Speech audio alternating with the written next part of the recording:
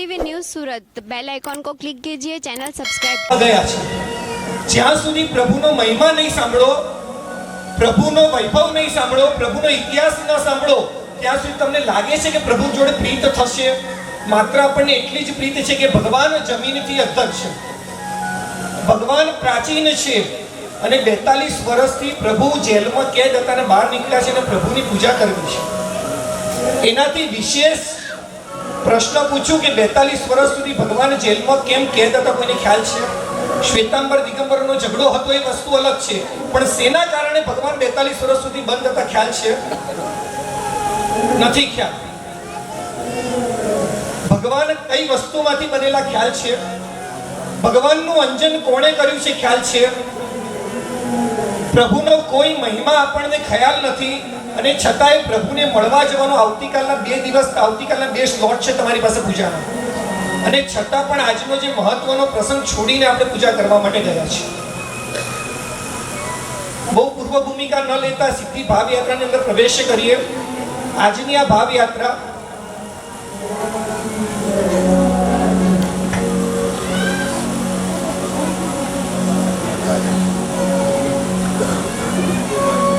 આજની ભાવ યાત્રા એ 2 ભાગની અંદર તમને કહેવા માટે આવશે।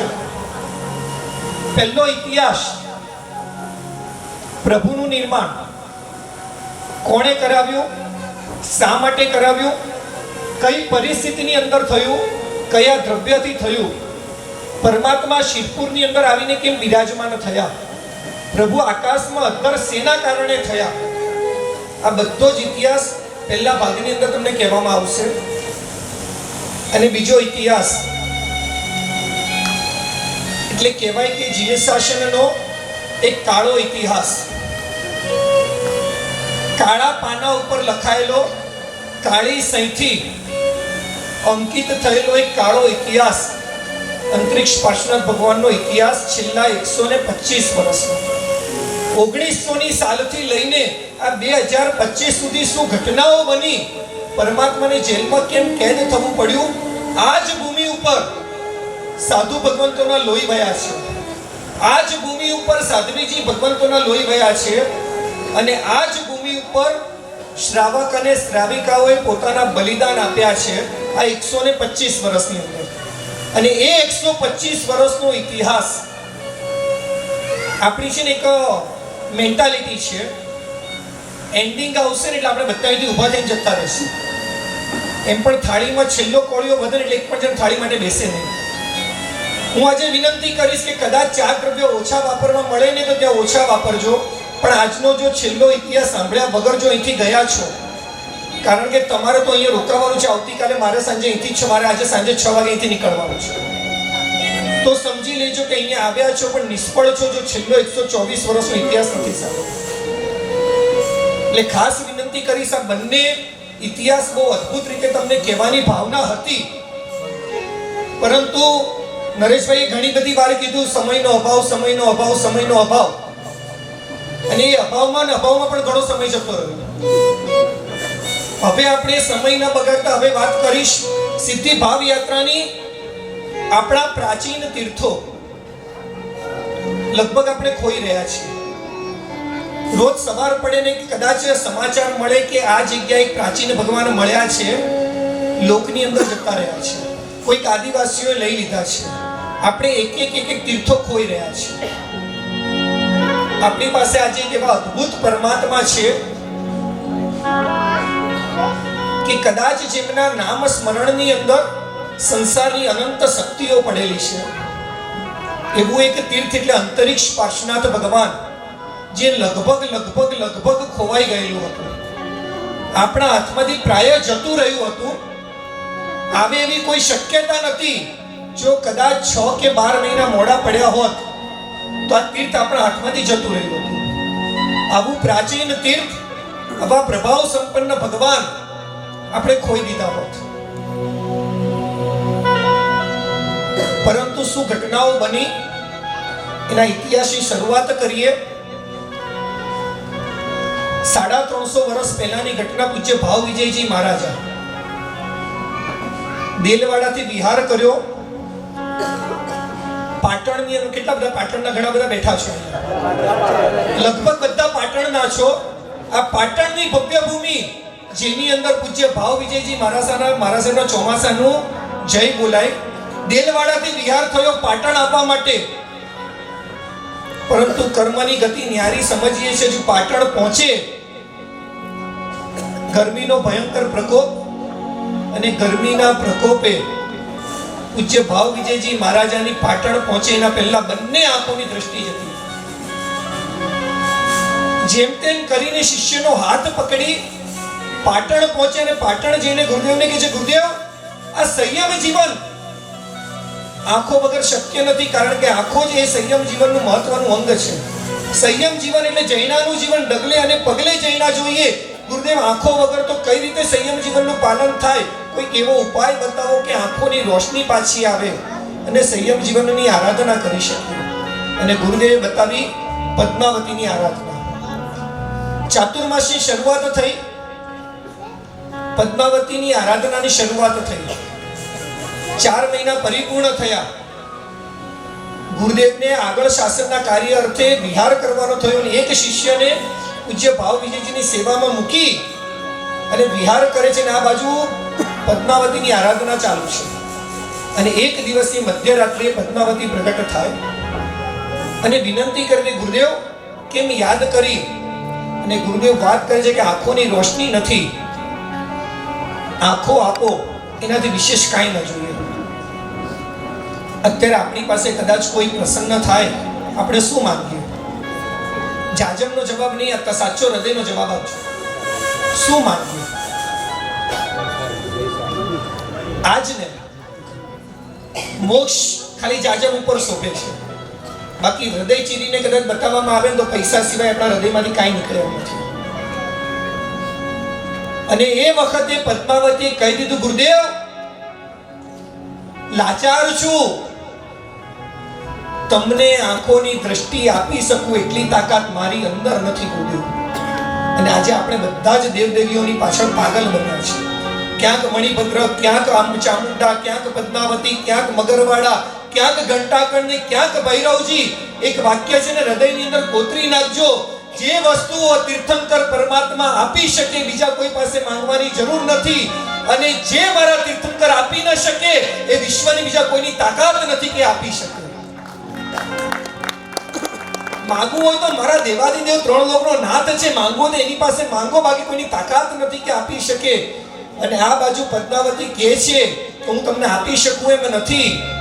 અને એ વખતે ભાવ વિજયજી પૂછે છે કે માં, જો તમે ના આપી શકો તો કોણ આપી શકે? અને એ વખતે પદ્માવતી કહે છે, અહીંથી 1000 કિલોમીટર દૂર શિરપુર નામનું નગર છે. શિરપુરની અંદર અંતરિક્ષ પાર્શ્વનાથ ભગવાન વિરાજમાન છે. આપ ત્યાં જાઓ, તમને આંખોની દ્રષ્ટિ આપવાની તાકાત હોય તો માત્ર અને માત્ર અંતરિક્ષ પાર્શ્વનાથ ભગવાનમાં છે. હું એક પ્રશ્ન તમને એ પૂછું, પાટણમાં 108 માંથી આવેલા કયા ભગવાન છે? પંચાસરા પાર્શ્વનાથ. કયા? શામળા પાર્શ્વનાથ. બાજુમાં સુલતાન પાર્શ્વનાથ, ઓખા પાર્શ્વનાથ, સ્તંભન પાર્શ્વનાથ નજીકમાં, શંખેશ્વર પાર્શ્વનાથ નજીકમાં, જીરાવલા નજીકની અંદર, ભીલડિયાજી પાર્શ્વનાથ નજીકની અંદર. માં એક અંધ વ્યક્તિને 25, 50, 100 કિલોમીટરના અંતરની અંદર પ્રભુ પાસે ન મોકલે અને 1000 કિલોમીટર દૂર અંતરિક્ષી દાદા પાસે મોકલે, એનાથી સાબિત થાય કે જેટલા પણ પાર્શ્વનાથ પરમાત્મા છે બધા જ પ્રભાવ સંપન્ન છે, પણ સૌથી વધારે પ્રભાવ સંપન્ન ભગવાન 108 માં કોઈ હોય તો એ અંતરિક્ષ પાર્શ્વનાથ ભગવાન છે. અને એ વખતે ભાવ વિજયજી કહે છે કે માં, અંતરિક્ષ પાર્શ્વનાથ ભગવાન કોણ છે? એ શિરપુરની અંદર ક્યાંથી આવ્યા? માં, એનો ઇતિહાસ જાણવો છે. અને આ બાજુ હવે પદ્માવતી એક નવો ઇતિહાસ બતાવે છે કે જેમના છોકરાઓ લઈ લો, ન હોય તો 3 ની જોડે એમને મોકલી લો, ન સચવાય તો અહીંયા મોકલી દો, આ લોકો સાચવી લેશે.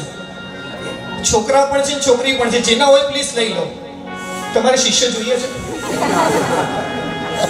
કોઈના નથી? નરેશભાઈ, મારા ઘરે સુરત મોકલાવજો.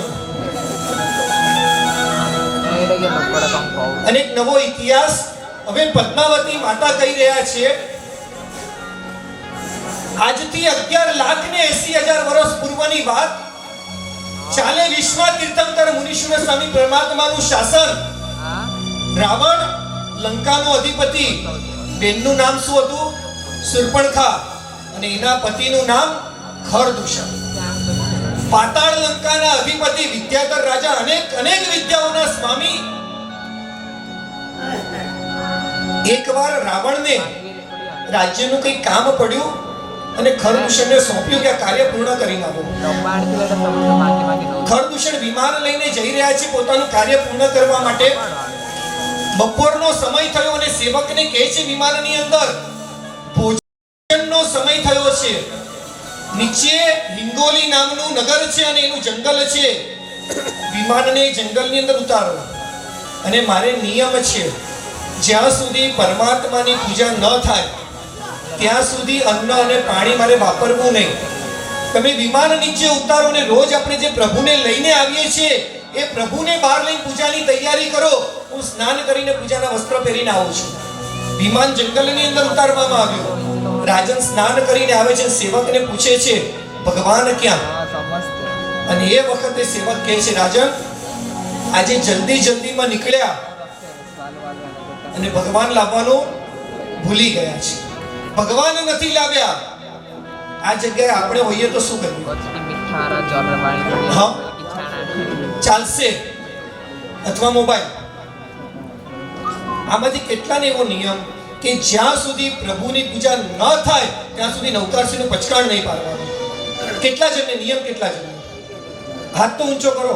પાછળથી 5, 7, 10, 15, 20 બહેનોનો હાથ ઊંચો છે, 2-4 ભાઈઓનો હાથ ઊંચો છે. એટલે મને એવું લાગે છે કે ખર અને દૂષણ કરતા તમારા બધાનું રાજ્ય મોટું છે. એ નવરો હશે, એની પાસે ટાઈમ હશે, તમારા કોઈ પાસે સમય નથી. અથવા એવું બની શકે કે કદાચ તમારા ઘરથી જિનાલય મિનિમમ 1 કિલોમીટર દૂર છે. સાચી વસ્તુ. એક ઘટના યાદ આવે. આજથી 6 કે 7 વર્ષ પહેલા ન્યુઝીલેન્ડ પર્યુષણ કરાવવા જવાનું થયું. એક દિવસ પહેલો હું પહોંચેલો, પાછળના એક દિવસે સંગીતકાર આવવાનું હતું. મુંબઈથી 18 કલાકની જર્ની હું પહોંચી ગયેલો અને બીજા દિવસે રાત્રે 8:30 વાગે સંગીતકાર પહોંચ્યો. મને કે નિમેશભાઈ બહુ ભૂખ લાગી છે, સવાર પડે અને જલ્દી નાસ્તો મળે.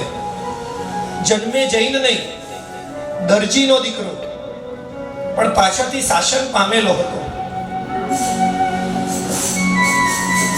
અને સહજ વાત થઈ કે ફ્લાઇટની અંદર ડ્રાયફ્રૂટ મળ્યું, જમવાનું મળ્યું, જ્યુસ મળ્યું. આટલું બધું ખાધા પછી પણ તને હજુ ખાવાની ઈચ્છા છે? અને જ્યારે એને જવાબ આપ્યો ને ત્યારે સેલ્યુટ કરવાનું મન થયું કે કદાચ અમે શાસન પામીને જે નથી કરી શક્યા ને, તને કર્મથી શાસન મળ્યું, તું શાસનને પામી ગયો.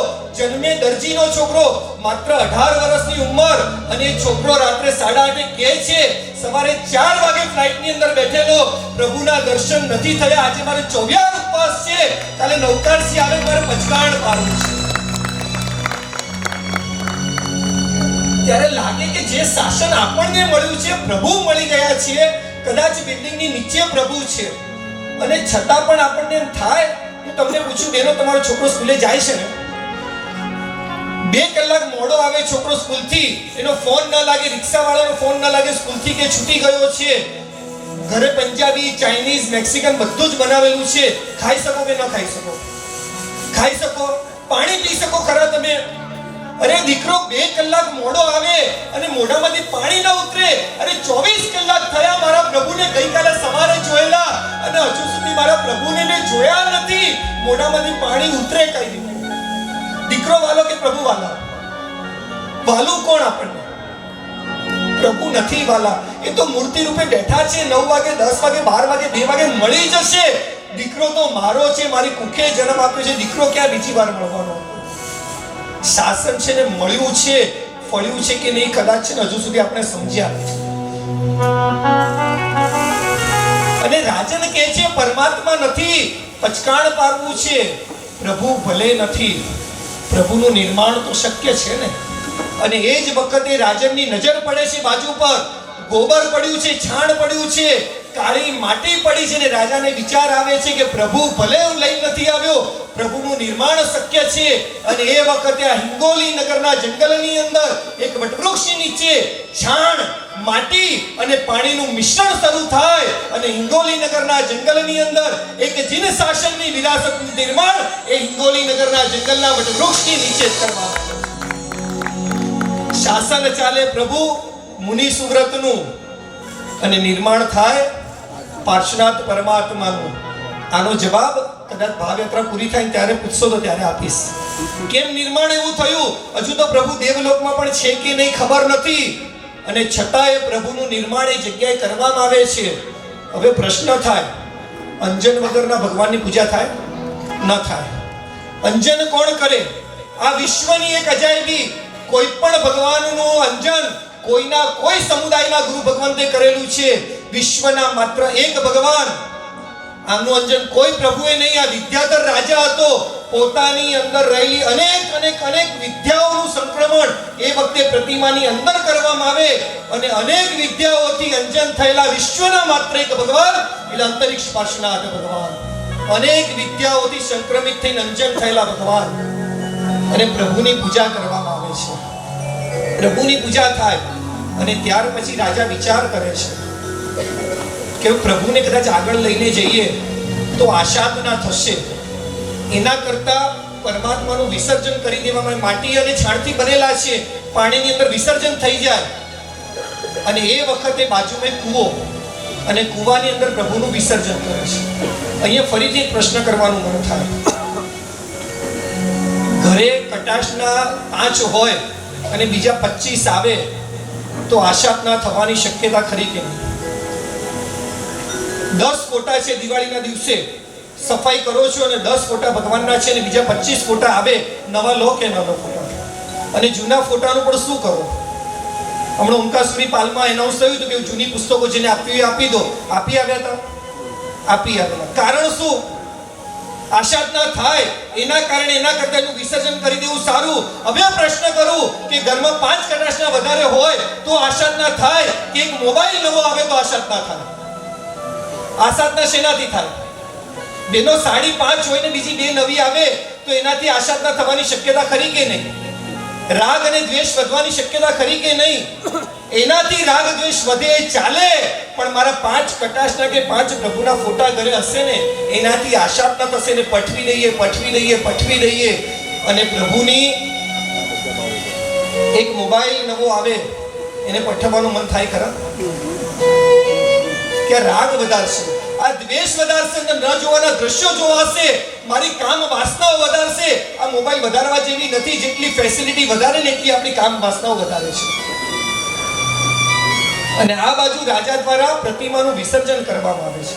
અને એક અદ્ભુત ઘટના કૂવાની અંદર બને છે. એ કૂવાનો દેવ ધર્ણેન્દ્ર દેવ હતા. અને એ વખતે ધર્ણેન્દ્ર પ્રભુની પ્રતિમાને હાથની અંદર ઝીલે છે અને વિચારે છે આવા અદ્ભુત અને પ્રભાવ સંપન્ન ભગવાન એનું વિસર્જન ન થવા દેવાય. અને એ વખતે દેવ દ્વારા પ્રભુની પ્રતિમા જે છાણ અને માટીની બનેલી હતી એને પોતાની અનેક વિદ્યાઓ દ્વારા ફરીથી એ પ્રતિમાને પાષાણ જેવી મજબૂત કરી દેવામાં આવે છે. બાકી પાણીની અંદર જે પ્રતિમા માટી અને છાણની બનેલી કેટલા દિવસ રહી શકે? 1 દિવસ પણ ના રહી શકે. અને જે પ્રતિમા 11,80,000 વર્ષ સુધી કૂવામાં રહી છે છતાં પ્રતિમાને ઊની આંચ નથી આવી. એ પ્રતિમાનું અંદર વિસર્જન કરવામાં આવ્યું. અને આ બાજુ ભાવ વિજયજી પૂછે છે પદ્માવતીને કે માય પ્રતિમા બહાર કોણે કાઢી અને પ્રતિમા અહીંયા ક્યાંથી આવી? હવે એનો ઇતિહાસ પદ્માવતી નવો ઇતિહાસ કહી રહ્યા છે. એક સરસ મજાનું માત્ર આજે દર્શિતભાઈને કીધું છે કે રાત્રે બહુમાન કાલ સક્રસમાં પૂરો લાભ લેજો, કારણ કે તમારી જોડે છે 1-1.5 મિનિટની ભક્તિ લઈ અને ફરીથી આપણા અદ્ભુત એવા ઇતિહાસની અંદર આપણે ફરીથી પ્રવેશ કરીએ. दर्शन देखत पार्श्व जिनंद को भाग्य दशा अब जागी. બધા એક સાથે અખિયા હર કંડલાની લાગી હમારી અખિયા હર કંડલા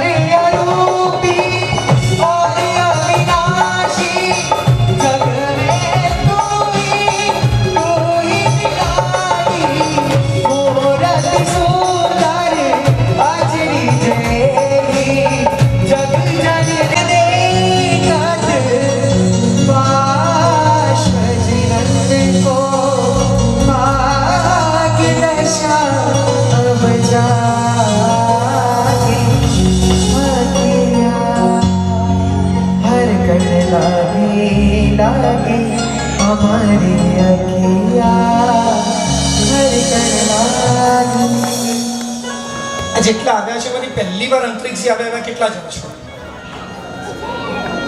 એટલે લગભગ 80 થી 90% એવા છે કે જે પહેલી વાર અંતરિક્ષી આવ્યા છો.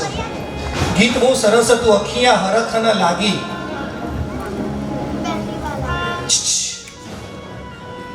2 વર્ષ પહેલા જ્યારે આ તીર્થની આ નવું જિનાલય જે બન્યું એની પ્રતિષ્ઠા થઈ.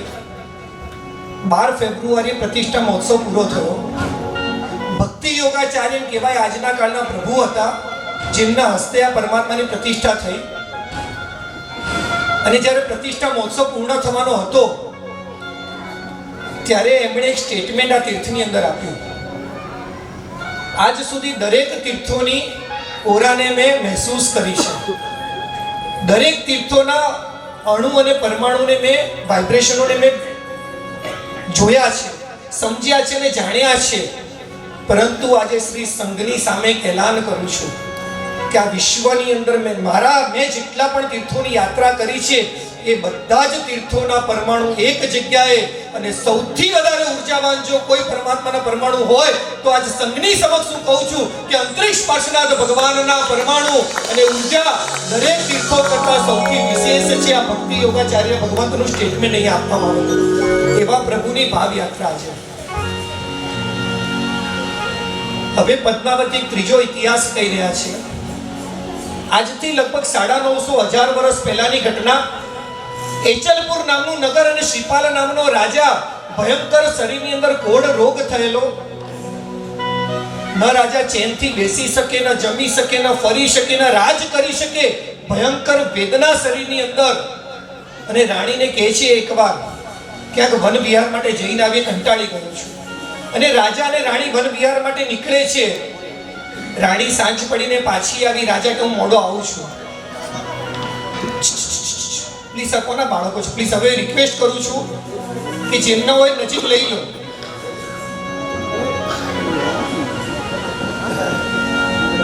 કોઈના છે નહીં, મને નથી લાગતું કોઈના હોય બાળકો. રાત પડીને રાજાને તરસ લાગે છે અને રાજા સેવકોને કહે છે ક્યાંકથી પાણી મળે તો તપાસ કરો. અને કૂવામાંથી ક્યાંકથી પાણી લાવવામાં આવ્યું. તરસ લાગેલી હતી, રાજાએ તરસ છીપાવી અને શરીરનો પણ ભયંકર થાક, હાથ, મોઢું અને પગ આ 3 અંગને પાણીથી સ્વચ્છ કરવામાં આવ્યું. રાજા જાય છે ફરીથી પોતાના મહેલની અંદર, સૂતા છે. કેટલાય મહિનાઓથી જે રાજા સૂતા નથી, આજે ઊંઘ આવી છે. રાણી વિચાર કરે છે રાજા કંઈક ઔષધ લઈને આવ્યા લાગે છે, આટલી સરસ ઊંઘ આવી છે, સવાર પડે એટલે પ્રશ્ન પૂછીશ. અને સવાર પડે એક નવું આશ્ચર્ય જોવા માટે મળે છે હાથ, મોઢું અને પગ જે 3 અંગ પાણીથી સ્વચ્છ કરેલા હતા, એ 3 અંગની અંદરથી કોઢ રોગ નાબૂદ થઈ ગયો. અને રાણી વિચાર કરે છે કે અવશ્ય કોઈક ઔષધ લઈને આવ્યા છે. અને રાજાને પ્રશ્ન કરે છે, રાજન, કયું ઔષધ લઈને આવ્યા? કયા વૈદ્યને મળીને આવ્યા? અને એ વખતે રાજા કહે છે, કોઈ ઔષધ નથી લીધું, પણ હા, તારા ગયા પછી કૂવામાંથી પાણી પીધેલું હતું. રાજા રાણી તૈયાર થઈ જાય છે કૂવા પાસે. પાણી કાઢવામાં આવ્યું અને પાણીથી રાજા પોતે સ્નાન કરે છે. અને એક ક્ષણે, જે ક્ષણે સ્નાન કરવામાં આવ્યું, રાજાનો અસાધ્ય રોગ, જે દુનિયાના કોઈ ડોક્ટર મટાવી નતા શક્યા, એ રોગ ક્ષણની અંદર નાબૂદ થાય. અને રાજા રાણીને વિચાર આવે છે કે આ કૂવાની અંદર કોઈક ચમત્કાર છે. અને ચમત્કારને જાણવા, દેવને પ્રસન્ન કરવા માટે શું કરવું પડશે? તો સૌથી પહેલી શરૂઆત થાય છે અઠ્ઠમ તપની. અઠ્ઠમ તપ કરવામાં આવે અને દેવ પ્રસન્ન થઈને પૂછે છે, રાજન કેમ યાદ કર્યા? અને રાજન કહે છે, આ કૂવાની અંદર શું ચમત્કાર છે, મારે જાણવો છે. અસાધ્ય એવો મારો રોગ આજે નાબૂદ થયો છે, મને આનો ચમત્કાર જણાવો. અને એ વખતે દેવ કહે છે, આ કૂવાની અંદર કોઈ ચમત્કાર નથી, આ પાણીની અંદર કોઈ ચમત્કાર નથી, પરંતુ 11,80,000 વર્ષથી અમારા આરાધ્ય દેવ પાર્શ્વનાથ પરમાત્મા આ પાણીની અંદર છે, કૂવાની અંદર. અને એ પ્રભુના સ્પર્શ માત્રથી પાણી એ ઔષધ રૂપ બનેલું છે. અને એ ઔષધ રૂપ પાણીથી તમારો રોગ નાબૂદ થયો છે. અને હવે રાજા કહે છે, મારી એક વિનંતી છે, આ પ્રભુ મને આપો. હું એટલો સ્વાર્થી નથી કે મારો રોગ ગયો ને હું જતો રહું. મારે દુનિયાના તમામ દુખીઓના દુઃખોને દૂર કરવા છે. અને એ વખતે દેવ કહે છે રાજનને, સોના, ચાંદી, હીરા, મોતી, બંગલા, ગાડી જે જુએ માંગી લો, પરંતુ મારા પ્રાણથી પણ પ્યારા ભગવાન તમને નહીં મળે. આપણને આપણા સામાયિકના બદલામાં કોઈ 1 લાખ રૂપિયા આપે તો આપણે આપીએ કે ના આપીએ સામાયિક? સાચો જવાબ આપજો. આપણે તો એમાંના છીએ કે 100 રૂપિયાની પ્રભાવના તો ચાલુ સામાયિકમાં થેલી પણ ખોલી કહી દે અંદર નાખી દે. એ પણ આપણે છોડતા નથી. ચાલુ સામાયિકમાં પણ થેલી ખોલી 100 રૂપિયા આપણે લોકો લઈ લેતા હોઈએ. અને કે સામાયિકની વાત કરવાની, હવે લાખ રૂપિયા મળતા તેમ થાય કે કાલે 2 સામાયિક કરી લેશું, લાખ મળતો એ ચાલશે. અને દેવ કહે છે, કોઈ કિંમત પર ભગવાન આપવા માટે તૈયાર નહીં. રાજા કહે છે, હું લીધા વગર જઉં નહીં. દેવ અદ્રશ્ય થઈ ગયા. રાજાને હવે ચેન પડતું નથી. ભગવાન જોઈએ, કોઈ પણ કિંમત ઉપર ભગવાન જોઈએ. 4થો, 5મો, 6ઠો, 7મો ઉપવાસ. અને દેવ પ્રસન્ન થયા અને ફરીથી દેવ કહે છે, રાજન, જીદ છોડી દો, ભગવાન ન મળે. રાજન કહે છે, મારા પ્રાણ છોડીશ, ભગવાન લીધા વગર નહીં. હું તમને પૂછું, ભગવાન કેટલા પ્યારા? સાચું બોલજો, ભગવાન કેટલા પ્યારા? તમને એક વસ્તુ કહું, પથ્થરની મૂર્તિની અંદર જે પથ્થર માને ને એને નાસ્તિક કહેવાય, બરાબર છે? મૂર્તિની અંદર જે ભગવાન માને એને આસ્તિક કહેવાય, બરાબર? આપણી કેટેગરી શેમાં? બીજા નંબર પર. હું કહું કે ત્રીજા નંબર પર છે કે નહીં એ મને ખાલી કહેજો. મૂર્તિની અંદર પથ્થર માને એને નાસ્તિક કહેવાય, મૂર્તિની અંદર જે ભગવાન માને એને આસ્તિક કહેવાય, અને મૂર્તિની અંદર જે જીવંત ભગવાન માને એને ભક્ત કહેવાય.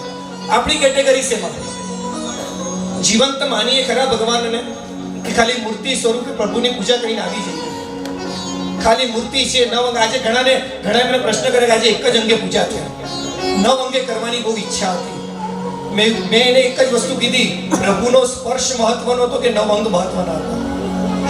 મહત્વનું શું હતું?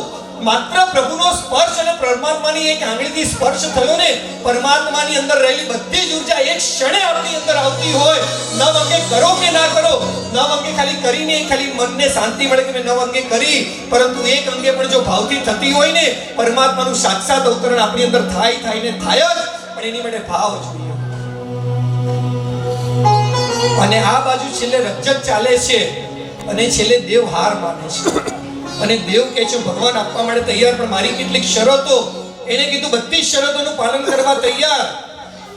બીજા દિવસની સવાર પડી અને દેવે કીધેલી બધી શરતોની શરૂઆત થઈ. પહેલી શરત, સ્નાન કરીને શુદ્ધ વસ્ત્ર પહેરી. સલીમભાઈ, સ્નાન કરી શુદ્ધ વસ્ત્ર પહેરી અને કૂવા પાસે આવજો. પછી કુવાનો હજુ પછી હજુ બસ એના પહેલા હા કુવા પાસે આવજો. કાચા સૂતરની દોરીએ એક શેરડીના સાઠાની પાલખી બનાવજો અને કુવાની અંદર નાખજો. એ કુવાની અંદર જે પરમાત્મા છે એ પરમાત્મા એ પાલખીની અંદર બિરાજમાન કરીશ. ત્યારબાદ શેરડીના સાઠાનું એક ગાડું બનાવજો અને એ ગાડાની આગળ 7 દિવસના જન્મેલા 2 વાછરડાને જોડજો અને ત્યાર પછી પાલખીમાંથી પ્રભુને લઈ અને ગાડાની અંદર બિરાજમાન કરજો. પછી આપણે એચલપુર આપણા નગરની અંદર પરમાત્માને લઈ જવાની છૂટ છે, પરંતુ તમારે રાણીએ સેવક સૈનિક બધા જ ગાડાની આગળ ચાલશે. પરમાત્માની સાથે અદ્રશ્ય રૂપે હું રહીશ. હવે દેવો બહુ પ્રસન્ન થઈ નહીં શકે, દેવો હાજર નહીં થઈ શકે, પરંતુ આ પરમાત્મા જ્યાં બિરાજમાન થશે ત્યાં પરમાત્મા જ્યાં સુધી રહેશે ત્યાં તમામ ભક્તોની તમામ ઈચ્છાઓ પૂરી કરવાની જવાબદારી મારી. પરમાત્માની સાથે અવશ્ય દરેક ક્ષણે હું રહીશ. પણ જ્યાં સુધી પ્રભુ એચલપુર નગર ન પહોંચે ત્યાં સુધી પાછળ ફરીને જોતા નહીં. જો પાછળ ફરીને જોયું તો એ જ ક્ષણે પરમાત્મા ત્યાં સ્થિર થઈ જશે. રાજાએ બધી શરતોનું પાલન કર્યું. જે પ્રમાણે કીધું એ પ્રમાણે થયું. ગાડાની ચાલવાની શરૂઆત થઈ. પરમાત્માને બિરાજમાન કર્યા. રાજા રાણી સેવક સૈનિક બધા જ આગળ ચાલે છે. અદ્રશ્ય રૂપે દેવ પ્રભુની સાથે છે. ગાડું ચાલે છે. ખાડા, ટેકરા, પર્વત, કાદવ, કિચડ, પથરા બધું જ આવે છે. અને થોડાક આગળ ગયા અને રાજાના મનમાં એક શંકા ઉત્પન્ન થઈ. 42 ઇંચના વજનદાર ભગવાન 7 દિવસના 2 વાછરડા પરમાત્માને વહન કઈ રીતે કરી શકશે? મારા ભગવાન પડી તો નહીં ગયા હોય ને? લાવ પાછળ ફરીને જોઈ લો. એક શંકાએ મનની અંદર જન્મ લીધો અને નક્કી લખી રાખજો, કોઈ પણ ક્ષેત્રની કોઈ પણ શંકા એકવાર હૃદયની અંદર જન્મ લે છે એ શંકા વિનાશ કરે ને કરે નિયમમાં કરીને જાય. એકવાર કોઈ પણ શંકા પેદા થઈ એ નિયમમાં વિનાશ કરે. રાજાએ ગાડું આગળ ચાલવા દીધું. ફરીથી મનમાં શંકા ઉત્પન્ન થઈ કે પ્રભુ પડી તો નહીં ગયા, લાવ પાછળ ફરીને જોઈ લો. પણ કઈ રીતે જોઉં? ભગવાનને ખબર ન પડે એ રીતે ભગવાનને પાછળ ફરીને જોઈ લો. ખબર પડી તમને કે ભગવાનને ખબર ના પડે એ રીતે હું પાછળ ફરીને જોઈ લઉં. આપણું પણ જીવન આજે એવું જ છે. આપણને અંધકાર મળે અને એકલતા મળે ને આપણે વિચારે મારું પાપ કોઈ જોતું નથી અને બિંદાસ બધા જ પાપો કરવા માટે તૈયાર, પરંતુ એ પાપ કરતા એક જ વિચાર કરવાનો છે, ભલે અત્યારે મને કોઈ નથી જોઈ રહ્યું, પરંતુ આજે પણ સિમંદર સ્વામીને કરોડો કેવલ જ્ઞાની ભગવાન અરે મારા શરીરના પાપો નહીં, મારા મનની અંદર ઉઠતા પણ દરેકે દરેક પાપોને જોઈ રહ્યા છે. અને રાજા વિચાર કરે છે ભગવાનને ખબર ન પડે એ રીતે ભગવાનને જો વિચાર કરે છે. મને પાછળ ફરીને જોવાની ના પાડી છે તો તીરછી નજરે જોઈ લો. અને એ જ વખતે કઈ રીતે પાછળ ફરીને જો વિચાર કરતા કરતા એક યુક્તિ મળી. રસ્તો એક આમ આડો જઈ રહ્યો હતો ને એક આમ ઊભો જઈ રહ્યો હતો. રાજા આગળ ચાલી રહ્યા છે, દેવો સેવક સૈનિકો બધા આગળ જઈ રહ્યા છે. રાજા વિચાર કરે છે તીરછી નજર કરું અને પરમાત્મા સામે દ્રષ્ટિ પડે જોઈ લો પરમાત્મા સલામત છે કે નહીં. અને જેવી તીરછી નજર કરી પ્રભુની સામે દ્રષ્ટિ ગઈ અને એ જ ક્ષણે પ્રભુ ગાડામાંથી નીકળી ગયા અને પ્રભુ વટવૃક્ષની નીચે 7 હાથ અંતર પરમાત્મા સ્વયં પ્રતિષ્ઠિત થઈ ગયા. સૌથી પહેલી વાર પરમાત્મા આ પૃથ્વી લોક ઉપર, તમને બીજું વાક્ય કહું લખી રાખજો કદાચ લખવું હોય તો, જે પ્રભુનું નિર્માણ આ પૃથ્વી લોક ઉપર થયું છે એ પ્રભુએ આજ સુધી આ પૃથ્વીનો સ્પર્શ નથી કર્યો. જે પ્રભુનું નિર્માણ આ પૃથ્વી લોક ઉપર થયું એ પ્રભુએ આજ સુધી આ પૃથ્વીનો સ્પર્શ નથી કર્યો ને એવા અંતરિક્ષ પાસના ભગવાન વટવૃક્ષ નીચે અદ્ધર થયા છે. હવે રાજાની દ્રષ્ટિ પાછળ પડી અને આંખોમાંથી આંસુની ધાર વહે છે. પ્રભુ ક્ષમા કરો, મારી ભૂલ થઈ ગઈ, ફરીથી ગાડામાં બિરાજમાન થાઓ. પ્રભુ મારે એચલપુર લઈ જવાના છે, દુનિયાના તમામ લોકોના દુઃખોને દૂર કરવાના છે. પ્રભુ તમે ગાડામાં બિરાજમાન થાઓ. પણ હવે ભગવાન ગાડામાં આવે એમ હતા નહીં. હવે આનો રસ્તો શું? ફરીથી અઠ્ઠમ તપની આરાધના. અઠ્ઠમ તપ પરિપૂર્ણ થયું. દેવ પ્રસન્ન થઈને કહી દીધું રાજન હવે ભગવાન ગાડામાં બિરાજમાન નહીં થાય, મોટી ભૂલ કરી છે, તો આનો રસ્તો શું? અને એ વખતે કહેવામાં આવે છે આ એક જ જગ્યા અહીંયા જ એક જિનાલયનું નિર્માણ કરવામાં. અને એ જ જિનાલયની અંદર પ્રભુ બિરાજમાન થશે. બાકી અહીંથી હવે ભગવાન આગળ નહીં જાય. રાજા પાસે કોઈ વિકલ્પ નહોતો. જિનાલયના નિર્માણની તૈયારી થઈ અને આ બાજુ પરમાત્મા ઝાડ નીચે અધર આજુબાજુના ગામવાળા આવ્યા, દર્શન કર્યા અને વિચાર કરે છે આ પ્રભુ અહીંયા આકાશમાં અધર છે, બિરાજમાન છે, આ પ્રભુને આપણે કયા નામે બોલાવશું? અને ત્યારે કહે છે ભગવાન આકાશમાં અધર છે, ભગવાન અવકાશમાં અધર છે અને ભગવાન અંતરિક્ષમાં અધર છે. તો આજથી આ ભગવાનનું નામ અંતરિક્ષ સ્પર્શનાથ ભગવાન છે. અને એ જ વખતે ઝાડની નીચે પરમાત્માનું નામકરણ થયું અંતરિક્ષ સ્પર્શનાથ ભગવાન. જિનાલયનું નિર્માણ થઈ ગયું અને હવે રાજા દ્વારા પરમાત્માને વિનંતી કરવામાં આવે છે કે પ્રભુ જિનાલયમાં પધારો. પણ આશ્ચર્ય, પ્રભુ એ જિનાલયમાં પણ પધારતા નથી. વિનંતીઓ કરવામાં આવી. હવે રાજાને ખબર નથી પડતી કે પ્રભુ હવે કેમ બિરાજમાન નથી થતા. ફરીથી ઉપવાસની શરૂઆત થઈ.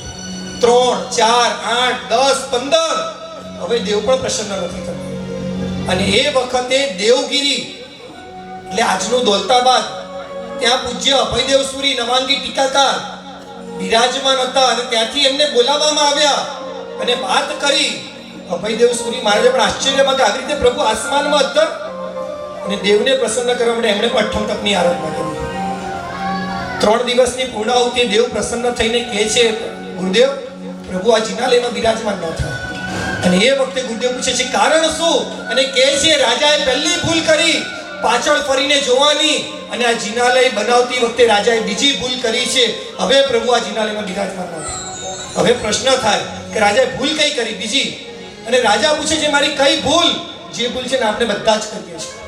અને અહીંયા દેવ કહે છે જ્યારે જિનાલય બની રહ્યું હતું ત્યારે રાજાના મનમાં એક વિચાર આવ્યો, મારા બનાવેલા જિનાલયની અંદર આવા પ્રભાવ સંપન્ન ભગવાન બિરાજમાન થશે તો પ્રભુની સાથે સાથે મારું નામ પણ દુનિયામાં અમર થશે. નામનું મિથ્યા અભિમાન આ રાજાને આવેલું છે અને અભિમાનથી બનેલા જિનાલયમાં પ્રભુ ક્યારે બિરાજમાન નહીં થાય. હું તમને પૂછું, આપણે નામની પાછળ કેવા પાગલ છીએ? કેવું પાગલ? ભાઈ કઈ 1000 રૂપિયા લખાવીએ ને તો 3 વાર ડિક્લેર કરાવવા વાળા આપણે છીએ. એક છે ને એક લખી રાખો હજુ એક વાક્ય, જે નામ તકતી ઉપર લખાય, જે નામ તકતી ઉપર લખાય તૂટવા માટે જ લખાય, અને જે નામ હૃદય ઉપર લખાય એ શાસ્ત્રોમાં લખવા માટે લખાય. જે નામ હૃદય પર અંકિત થાય ને બધા નામો શાસ્ત્રોમાં અંકિત થાય, અને જે નામ તકતી ઉપર લખાય ને આજે નહીં તો કાલે તૂટી જવાના છે. એક અભિમાનથી બનેલા જિનાલય, ઈંટ ચૂનાથી બનેલા જિનાલયમાં પણ જો પ્રભુ ન આવતા હોય, આપણે આપણા હૃદયની અંદર કેવા અભિમાનો લઈને બેઠા છીએ, કેવા રાગ અને દ્વેષો લઈને બેઠા છીએ. અને આપણે કહીએ કે આવજો મને મંદિર, એ લાગે છે પ્રભુ મન મંદિરમાં આવશે ખરા?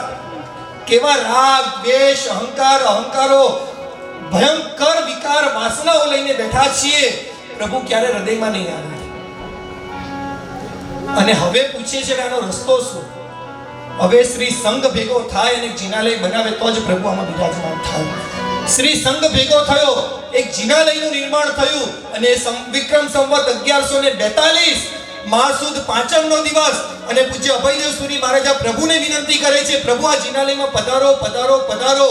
અને એ વખતે પરમાત્માએ આકાશમાંથી સ્વયં ચાલવાની શરૂઆત કરી અને દૈવી શક્તિથી પ્રભુ આ જિનાલયની અંદર સ્વયં પધાર્યા. અને પરમાત્મા એ આ જિનાલયની અંદર 7 અંગુલ અધર પરમાત્મા સ્વયં પ્રતિષ્ઠિત થઈ ગયા. હવે તમને પૂછું, બધા જ આજે પૂજા કરીને આવ્યા, પરમાત્મા 7 અંગુલ અધર બિરાજમાન ક્યાં થયેલા હતા? આ જગ્યાએ નતા થયેલા. ખબર છે? એટલે જ કહું કે જ્યાં સુધી ભાવ્યાત્રા ન સાંભળો ને ત્યાં સુધી આ જિનાલયનું મહત્વ નહીં ખબર પડે. મણિભદ્રના દર્શન કરવા ગયેલા? ખૂબ ગયા હશે, પગની તકલીફ વાળા કદાચ નહીં ગયા હોય તો જ્યાં આજે મણિભદ્ર બિરાજમાન છે ત્યાં સૌથી પહેલી વાર અંતરિક્ષી પ્રભુ બિરાજમાન થયેલા. પ્રભુ ત્યાં પ્રતિષ્ઠિત થયા અને રાજાને હજુ પણ મનની અંદર હતું ક્યાંક મારું નામ આવે, ક્યાંક મારું નામ આવે. અને એ વખતે પરમાત્માને આંગીઓ ચડાવવામાં આવી અને ગુરુદેવને કહે છે, ગુરુદેવ આ નગરની એક સ્થાપના કરું પણ ક્યાંક મારું નામ જોડાય. અને પોતાનું નામ હતું શ્રીપાલ, એનો શ્રી લીધો અને પાછળ લગાવવામાં આવ્યું પૂર, અને શ્રીપુર નગરની સ્થાપના થઈ. અને આજે એ જ નગર ઓળખાય છે શિરપુરથી. આ બાજુ ભાવ વિજયજી મહારાજ અને પદ્માવતી કહે છે, ગુરુદેવ જાઓ શિરપુરની અંદર અને એ વખતે પાટણના સંઘે કીધું ગુરુદેવ તમને એકલા ના જવા દઈએ, શ્રી સંઘ તમારી સાથે આવશે. શ્રી સંઘ સાથે પ્રયાણ થયું, અંતરિક્ષથી પહોંચ્યા, પરમાત્માની ભક્તિ કરવામાં આવી અને રંગમંડપની અંદર ભક્તિમાં આંખોમાંથી આંસુની ધારા વહે અને આંસુની ધારાની સાથે સાથે કર્મનો ક્ષય થવા માંડ્યો અને જે આંખની દ્રષ્ટિ દુનિયાની કોઈ તાકાત નથી આપી શકી એ પરમાત્માની આંખોમાંથી એક અજવાળું, એક સફેદ પ્રકાશ, એક શક્તિ નીકળી અને એ જ વખતે પૂજ્ય ભાવ વિજયજી મહારાજાની આંખોની દ્રષ્ટિ આજ પ્રભુના જિનાલયની અંદર પાછી આવી અને ત્યારે પદ્માવતી માતા ફરી પ્રગટ થયા અને કહે છે ભાવ વિજયજીને, ગુરુદેવ જિનાલયને 600-650 વર્ષ થયા છે, જિનાલય જીર્ણ થયું છે, એની પુનઃ પ્રતિષ્ઠા કરી, જિનાલયનો જીર્ણોદ્ધાર કરવામાં આવ્યો અને પ્રભુ પશ્ચિમ દિશા સન્મુખ હતા અને પ્રભુને પૂર્વ સન્મુખ બેસાડવાના હતા અને વિક્રમ સંવત 1715 ચૈત્ર સુધી છઠના દિવસે પરમાત્માની પુનઃ પ્રતિષ્ઠા થઈ અને દૈવી શક્તિથી પરમાત્મા જ્યાં હતા ત્યાંથી પરમાત્મા સ્વયં ચલિત થયા અને આજે જ્યાં વિરાજમાન છે ત્યાં પ્રભુ સન્મુખ પરમાત્મા સ્વયં પૂર્વ દિશા સન્મુખ એક અંગુલ અધર પરમાત્મા સ્વયં પ્રતિષ્ઠિત થયા છે. આ વાતને લગભગ 350 વર્ષ વીતી ગયા અને હવે બહુ મહત્વની વાત, એક સરસ ગીત લેવાય છે અને બહુ મહત્વની હવે વાત કરીશ. 125 વર્ષનો ઇતિહાસ, શું ઘટનાઓ બની, કેમ દિગંબરોની એન્ટ્રી થઈ, કેમ પ્રભુની આ પરિસ્થિતિ હતી અને પ્રભુ સાથે કઈ કઈ ઘટના કદાચ એમ કહેવાય પ્રભુ જીવંત હતા ને ત્યારે જે પરમાત્મા ઉપર ઉપસર્ગો નતા આવ્યા ને એ ઉપસર્ગ કદાચ આ પ્રભુ ઉપર પછી આવ્યા છે. એવો અદ્ભુત ઇતિહાસ કહીશ. હવે વિનંતી કરીશ કે હવે માત્ર આપણી પાસે 20 મિનિટ છે, 20 મિનિટની અંદર તમને બધાને એથી છૂટા કરવામાં આવશે પણ ખાલી 20 મિનિટ સાંભળજો. માત્ર 1 મિનિટ દર્શિતભાઈનું એક ગીતની એક કડી લઈ અને આપણે આપણી આ જ છેલ્લા અદ્ભુત એવા ઇતિહાસ અંદર પ્રવેશ કરીએ.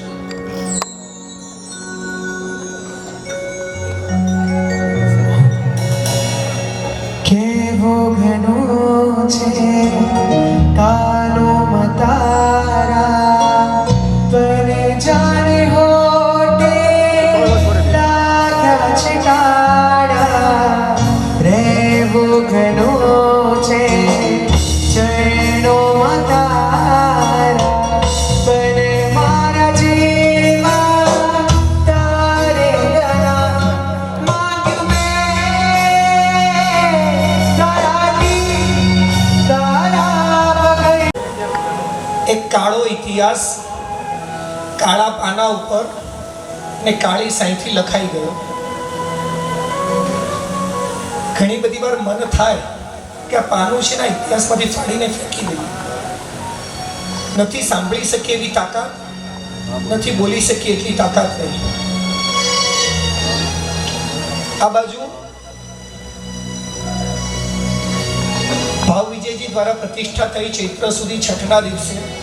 સમય વીતતો ગયો, આપણે પણ આપણું ગામ છોડ્યું, આપણું વતન છોડ્યું, આપણી જન્મભૂમિ છોડી, માતૃભૂમિ છોડી, જે બાળપણ જે ગલીઓમાં વિતાવેલું હતું એ ગલીઓ સૂની પડી. આ બધું છોડ્યું ત્યાં સુધી વાંધો નહોતો, ઉપકારી પરમાત્માને પણ ત્યાં છોડીને આપણે આવી ગયા. એક પૈસાની જરૂર હતી અને આવી જ કંઈક ઘટના આ ક્ષેત્રોની અંદર પણ બની.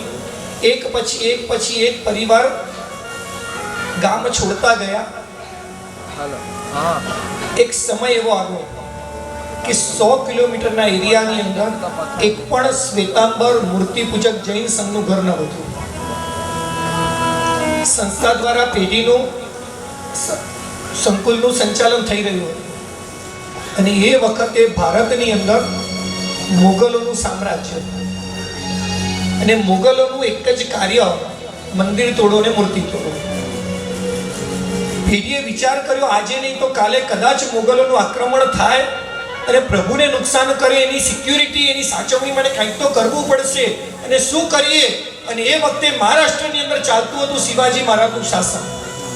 સંઘ ગયો શિવાજી મહારાજ પાસે અને વાત કરી કે આ તીર્થ તમારા રાજ્યની અંદર આવેલું છે ને આ તીર્થની અમને સુરક્ષા આપો. અને એ વખતે આ તીર્થને શિવાજી મહારાજ દ્વારા સુરક્ષા આપવામાં આવી. પહેલી સુરક્ષા, આ જિનાલયનું બહારથી જિનાલય જેવું લાગે છે ખરા? એક પણ જેને બહારથી લાગે ખરા જિનાલય છે? નહીં. સુરક્ષા આપી તીર્થની આખી દિવાલ કિલ્લા જેવી બનાવી દેવામાં આવી. તો બહારથી આવનારને એમ લાગે કે કિલ્લો છે, અહીંયા કોઈ જિનાલય નથી. બીજી સુરક્ષા, એનો ગેટ 3 ફૂટનો. કદાચ સૈનિકો દ્વારા આક્રમણ કરવામાં આવે તો એક જ વ્યક્તિ અંદર જઈ શકે ને એક જ વ્યક્તિ બહાર આવી શકે. અને બંને બાજુ એક કોટલો બનાવવામાં આવ્યો, એક તલવાર આપી હાથની અંદર અને કીધું કે કદાચ આપણા સૈનિકોએ તલવાર લઈને ઊભા રહેવાનું, કોઈ પણ મોગલોનું આક્રમણ થાય તે વળીને અંદર આવશે. જેવું માથું અંદર આવે, ધડ અને માથું અલગ કરી દેવાનું. આ બીજી સુરક્ષા આપી. ત્રીજી સુરક્ષા, બહાર આવવાના ગેટ હતો. ઘણા મેઇન ગેટથી બહાર આવ્યા, ઘણા નાના ગેટથી બહાર આવ્યા. એ ખાલી 1.5 ફૂટનો હતો. તમારે સૂઈને બહાર આવવું પડે કે કદાચ અંદર ઘૂસી પણ ગયા તો બહાર નીકળી શકશે નહીં.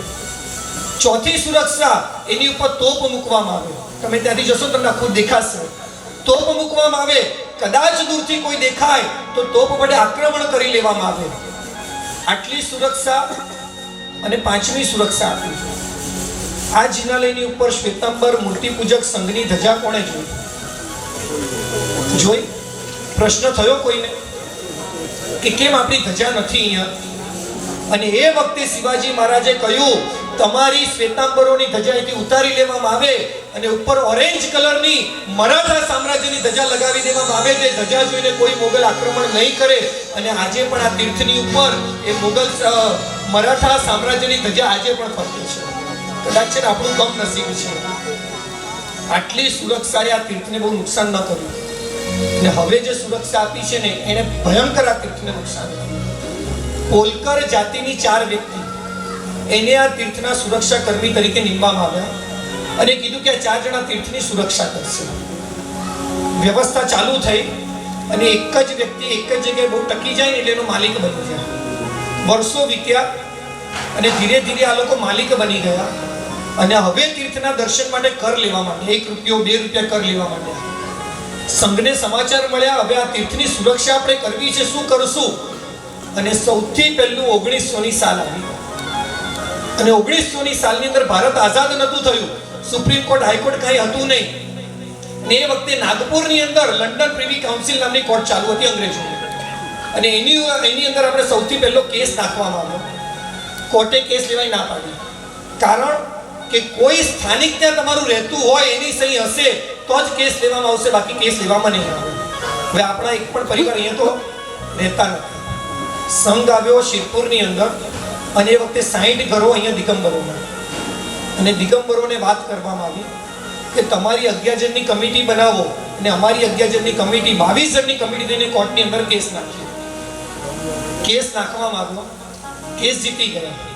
અને એ વખતે કોર્ટે આદેશ આપ્યો કે આ જે કોલકર હતા એ લોકોને સુરક્ષા કર્મી તરીકે અહીંથી બાકાત કરવામાં આવે અને એમાંથી 4 થી 6 વ્યક્તિ હવે કોલકર અહીંયા પૂજારી તરીકે રહેશે અને એમની સામે થાળી મૂકવામાં આવશે પરમાત્માની સામે. અને જે થાળીમાં આવશે એ કોલકરો લઈ જશે.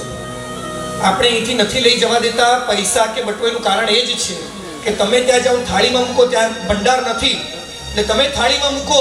શરૂઆત થઈને ત્યારે દિવસના 50,000-50,000 રૂપિયા થાળીમાં આવતા હતા અને આ બધા કોલકરો લઈ જતા અને દેહ દ્રવ્યનું ભયંકર નુકસાન થતું.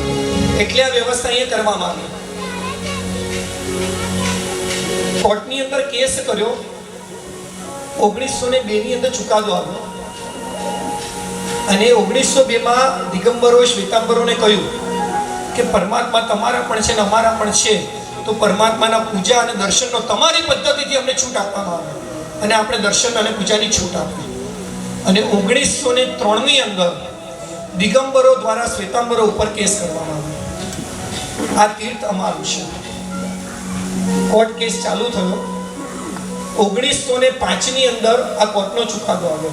આ ચુકાદો આ તીર્થની અંદર લખેલો છે. કોણે વાંચ્યો? કોઈએ વાંચ્યું બેઠેલામાંથી?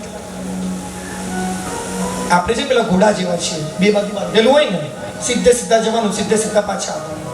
વચ્ચે શું છે ખબર જ નથી. તમે એન્ટર કરો ને જમણી બાજુ એક પત્રું લગાવેલું છે અને પત્ર ઉપર 1905નો ચુકાદો આજે પણ લખેલો છે. અને ચુકાદો આવ્યો 3 કલાક શ્વેતાંબર, 3 કલાક દિગંબર, 3 કલાક શ્વેતાંબર, 3 કલાક દિગંબર. રાત્રે 2 કલાક શ્વેતાંબર ને 2 કલાક દિગંબર. આપણે એ પણ માન્ય રાખ્યું જે છે તે પરમાત્માની પૂજા તો ચાલુ છે, પણ એ દિવસથી એક ઘટનાની જે શરૂઆત થઈ ને, હૃદયને વલોવી નાખ્યું. એ દિવસથી આજની તારીખ સુધી રોજ પ્રભુના 3 વાર ચક્ષુ ખેંચવામાં આવે છે. આપણો વારો પૂરો થાય ને, આજે અમે નીચે પૂજા કરવા જ્યારે હું આવ્યો ત્યારે મારી જોડે ઘણા બધા ઓળખીતા હતા. એ કે હમણાં પરમાત્માના ચક્ષુ કાઢશે ને, મને બહાર જવું છે. કે કેમ? પરમાત્માને ચક્ષુ લગાવતા ઘણી બધી વાર જોયા છે, પરમાત્માને ચક્ષુ કાઢતા નથી જોઈ શકતા. એક આંખમાં ટાંકણી વાગે ને, એ સહન નથી થતી, અને પ્રભુના ચક્ષુ આમ ખેંચીને જ્યારે કાઢવામાં આવે ને, ત્યારે લાગે શું પરમાત્મા અમે એટલા નિર્માલ્ય થઈ ગયા છીએ કે પ્રભુ તારી સુરક્ષા પણ અમે નથી કરી શકતા.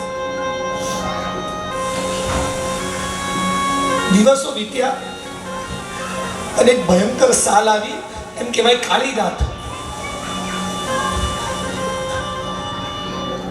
કદાચ અમાવસની રાત હશે. આખું વાતાવરણ શાંત હતું અને 4 વ્યક્તિઓએ પ્રાચીન ભગવાન 4 વ્યક્તિઓએ મોઢા પર બુકાની બાંધી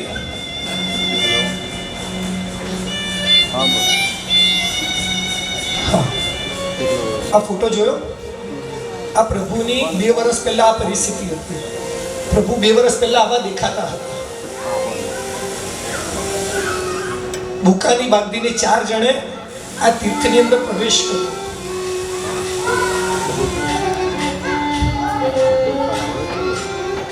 પરિસરની અંદર પ્રવેશ કર્યો, ગભારાની અંદર પ્રવેશ કર્યો.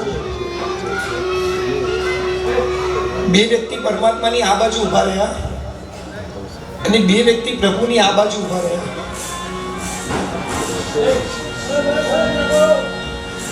અને 4ના હાથની અંદર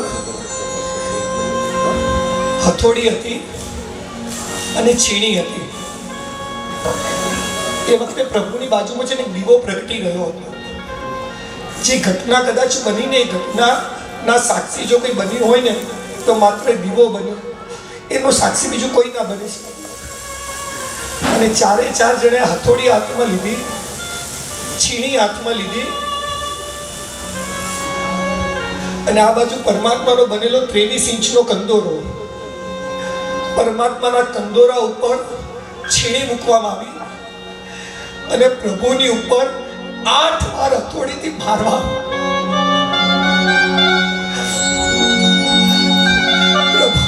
પ્રભુનો કંદોરો તોડી નાખવા. કદાચ જોઈએ ત્યારે લાગે પ્રભુ શું પરિસ્થિતિ થઈ હશે તારી.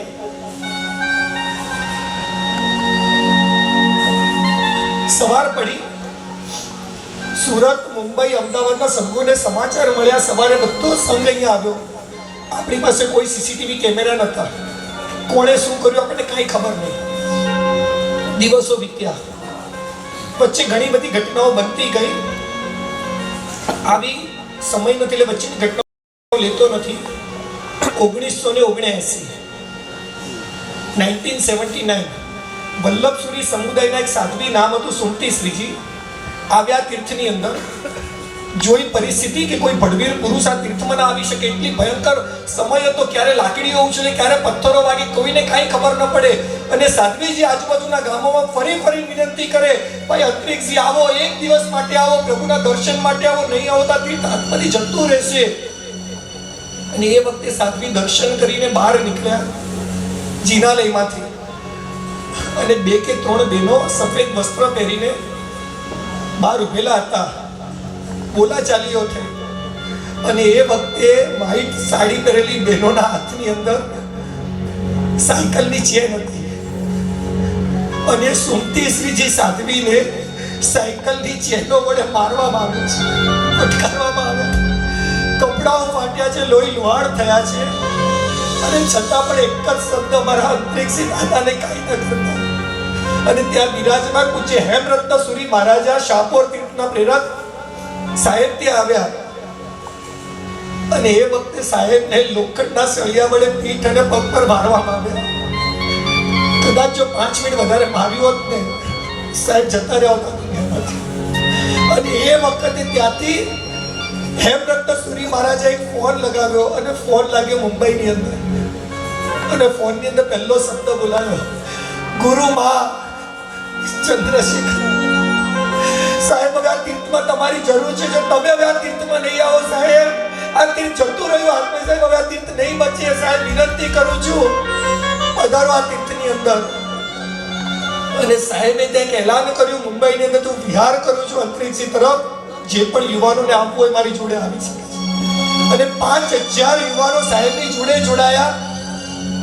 હજુ તો સાહેબ આવ્યા એના પહેલા હજુ એક ઘટના બની આ તીર્થની અંદર.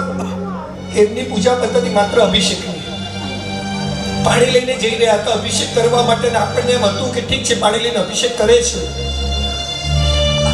આજે પરમાત્માના હોઠ દેખાય, પરમાત્માનો પગ દેખાય, અંગૂઠા દેખાય, બધી પરિસ્થિતિ કેમ થઈ? તો આના કારણે થઈ. પરમાત્માનો અભિષેક કર્યો અને ત્યારે આપણને ખબર પડી એમને માત્ર પાણીનો અભિષેક નહોતો કર્યો, એમને ધગધગતા અને ઉકળતા પાણીથી ભગવાનનો અભિષેક કરેલો. ભગવાનનો આખો લેપ ધોવાઈ ગયો અને ભગવાનની આ પરિસ્થિતિ.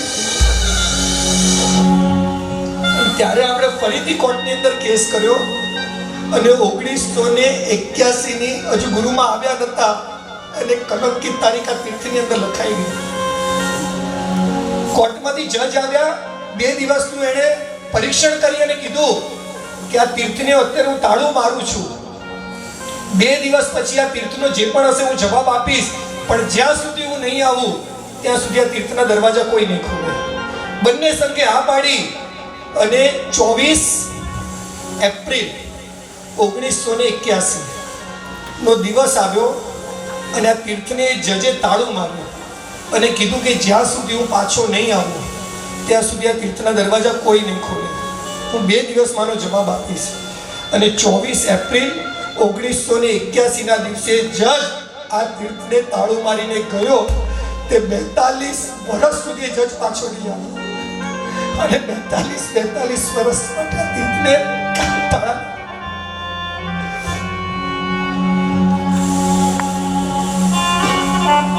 42 વર્ષના બાણા વીત્યા.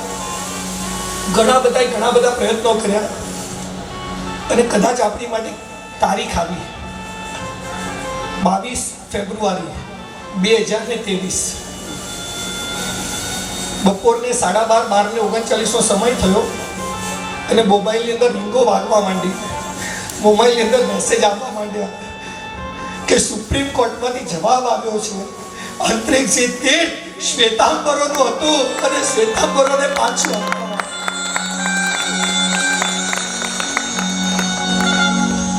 જવાબ તો મળ્યો પણ હજુ આ તીર્થોને બલિદાન બાકી હતા. ખબર નહીં આ તીર્થને કેટલા બલિદાન. ચાવી માંગી 22 ફેબ્રુઆરી, આપણે ચાવી ન મળી. ચાવી મળી 11 માર્ચના દિવસે આપણને ચાવી મળી. તીર્થનું શુદ્ધિકરણ સીસીટીવી કેમેરા લગાવવામાં આવ્યા. 14મી માર્ચનો સવારનો દિવસ. કદાચ તમે ને હું ચા કોફી પીતા હોઈશું અને મોબાઈલમાં મેસેજ આવ્યા, આ તીર્થના દરવાજાઓ ઉપર ચંપલ પહેરીને લાતો મારવામાં આવી છે, બધા દરવાજા તોડી નાખવામાં આવ્યા.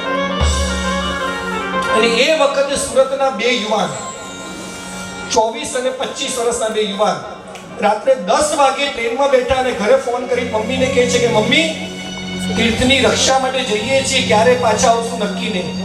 અને મેં એક યુવાનના લગ્ન હતા 1.5 મહિના પછી અને એ વખતે એની મમ્મીએ કીધું દીકરા તારા લગ્ન છે 1.5 મહિના પછી, ત્યાં પથ્થર વાગશે, લાકડીઓ ઉછળશે, દીકરા તું પાછો આવી જા.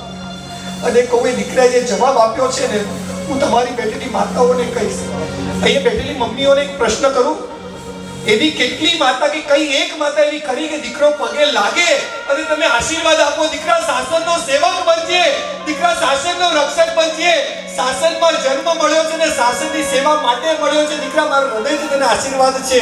આવી એક માતા તો હાથ ઊંચો કરો કે મારા દીકરાના આશીર્વાદ આપ્યા છે. આપણને શાસન સેવક જોઈએ છે કે નથી જોઈતા? આપણને એન્જિનિયર જોઈએ, ડોક્ટર જોઈએ, વકીલ જોઈએ, શાસન સેવકો ના જોઈએ. અને આ દીકરાએ જે જવાબ આપ્યો છે સેલ્યુટ કરવાનું મન થાય. એ દીકરો બોલે છે, સુરતનો યુવાન, મમ્મી લગ્ન આવતા બહુની અંદર થશે, તીર્થની રક્ષા આ બહુમાં કરવાની છે. શું ભાઈ સંસ્કાર આપ્યા છે 24 વર્ષના યુવાનના હૃદયની અંદર આ જવાબ હોય, લગ્ન આવતા બહુમાં થશે, શાસનની રક્ષા આ બહુની અંદર કરવાની. 18મી માર્ચનો દિવસ આવ્યો, પથ્થરમારાની શરૂઆત થઈ. સુરતમાં સમાચાર મળ્યા, અમે 7 બસ લઈને અહીંયા આવ્યા. 19 તારીખ આવી. 19 તારીખે ફરીથી પથ્થરમારો થયો અને જે યુવાનના લગ્ન હતા એના ખભા ઉપર લોખંડનો રોડ પડ્યો. 7 ફ્રેક્ચર આવ્યા. ડાકોલા દાખલ કરીને એને સુરત મોકલવામાં આવ્યો. સુરત ગયા પછી યુવાન ડરી રહ્યો છે એના ઘરે જવા માટે.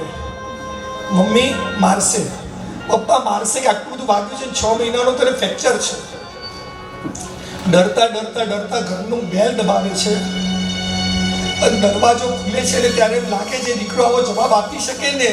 એ કઈ માં હશે જેને આવા દીકરાને જન્મ આપ્યો? અને માના હૃદયમાંથી એ વખતે માતા અને પિતા દરવાજો ખોલે છે. માના હાથની અંદર આરતી છે, પિતાના હાથની અંદર અક્ષર છે અને માં જવાબ આપે છે, દીકરા બીજી માએ પથ્થરને જન્મ આપ્યો છે, તારી માએ તો એક શાસનના રત્નને જન્મ આપ્યો છે. તારો તું મારો દીકરો છે. દીકરા મને તારો ગૌરવ છે કે મારી કુકે તારા જેવા દીકરાને મેં જન્મ આપ્યો છે. શાસન અને તીર્થો એમને નથી મળ્યા આપણને. શાસન અને તીર્થો આવી કેટલી માતાઓના બલિદાન પછી મળ્યા છે, કેટલા યુવાનોના બલિદાન પછી મળ્યા છે, કેટલા સાધ્વીજી ભગવંતોના સાધુ ભગવંતોના બલિદાન પછી આવા તીર્થો આપણને મળ્યા છે.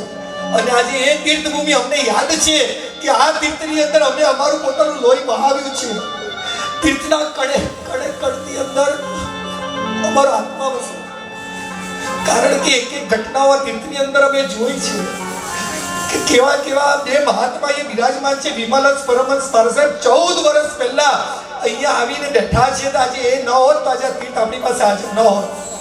યાદ કરીએ ગુરુમાં ચંદ્રશેખર વિજયજી મહારાજાને, જો એ ન હોત તો આજે ગિરનાર આપણી પાસે ન હોત, જો એ ન હોત તો આજે અંતરિક્ષ તીર્થ આપણી પાસે ન હોત. તમે જે આ સુવિધાઓ ભોગવી રહ્યા છો, ધર્મશાળા છે, ભોજનશાળા છે, જિનાલય છે, આ ક્યાંક ને ક્યાંક યાત્રિકો આવીને જ્યારે પોતાના દાન આપ્યા છે ને ત્યારે આ તીર્થો આપણી પાસે સુરક્ષિત છે.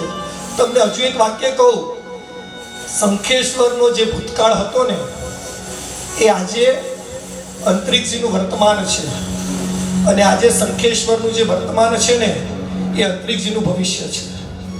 આ તીર્થ એટલું ઉજાગર છે, એટલું જાજરમાન છે. કદાચ એના ચમત્કારો કરવા બેસવું ને તો કદાચ હજુ બીજો 1 કલાક મને જોઈએ. મેં તમને કીધું આપણે એક્ઝેક્ટ 1 જ કલાક થયો છે. ઘણું બધું સ્કીપ કરીને ઘણી બધી વસ્તુ તમને કહેવાનો મેં પ્રયત્ન કર્યો છે. જે ઝાડ પર પરમાત્મા સૌથી પહેલા અત્તર રહ્યા ને એથી માત્ર 700 મીટર દૂર છે. જે રાજાએ જિનાલય બનાવ્યું અને જે જિનાલયની અંદર પ્રભુ બિરાજમાન ન થયા એને કહેવાય પૌલી. પૌલી એટલે ખાલી. એ ખાલી મંદિર પણ એ ઝાડની બાજુમાં છે. કદાચ આ ઇતિહાસ જાણ્યા પછી ત્યાં જઈએ ને એક અહોભાવથી હૃદય છલકાઈ જાય કે શું પ્રભુ એક એક ઘટનાઓ બનેલી છે આ તીર્થની અંદર. આ તીર્થ આપણને મળ્યા છે. આવા શાસનના સેવક અને શાસનના બલિદાનોને આજે યાદ કરવા છે. અને આજે અહીંયા આવ્યા છો ને એક હાથ આ ઝાડના પણ તમને દર્શન થઈ રહ્યા છે. એક ખાલી આજે વિનંતી ગુરુદેવની પ્રેરણાથી તમારી આગળ મૂકી રહ્યો છું. આ તીર્થ અંધકારની અંદર ખોવાઈ ગયેલું હતું અને આ તીર્થને ઉજાગર કરવા માટે ઘણા પ્રયત્નો કર્યા છે. હજુ 1-2 જવાબ મારે તમને આપવાના બાકી છે. માત્ર હવે 5 થી 7 મિનિટની અંદર ખાલી 2 સ્કીમ તમારી સામે મૂકું છું. આ તીર્થના ઉદ્ધાર માટે આ તીર્થ એ ભવિષ્યનું શંખેશ્વર છે. કદાચ તમારા બાળકો આવશે ને યાદ કરશે કે અદ્ભુત તીર્થ. આજે કદાચ તમે માર્ચ મહિના સુધીનું બુકિંગ માંગો તો શનિ રવિનું બુકિંગ મળે એમ નથી આ તીર્થની અંદર. 1,08,000